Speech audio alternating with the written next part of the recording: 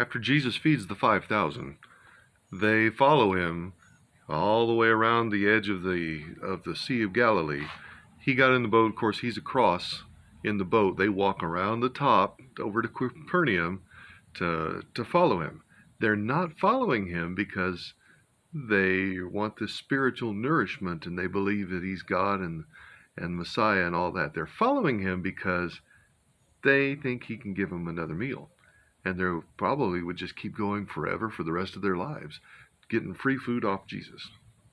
Well, Jesus tells them about this, and he gives them what we call the bread of life discourse, saying that he is the bread of life. And there's a comparison and a contrast between Moses and Jesus in these stories. He is like Moses, where he's giving bread in the wilderness, and the bread comes from above. That's the manna. And they draw this parallel, and it's really drawn even tighter when you see that the people are complaining. So that happened both with Moses and with Jesus. And that's a big thing that they were looking for from the Messiah, that he would kind of redo this miracle of the manna. One of the contrasts, though, he says, when you eat manna, you get hungry again. Next day you're hungry again. And everybody that ate the manna is dead. I mean, it could happen years and years and years ago. So that's natural.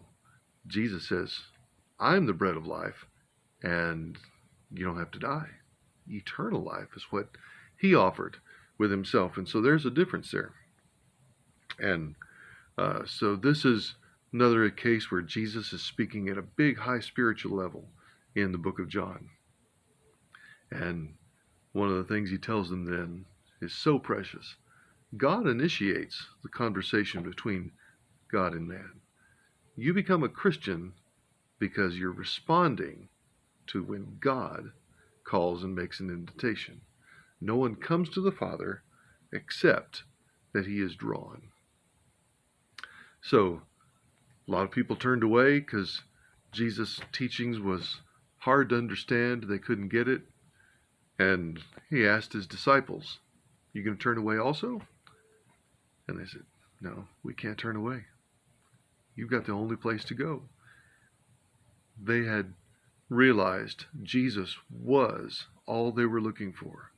You have the words of life, Peter told him. So, the Bread of Life Discourse. Be blessed.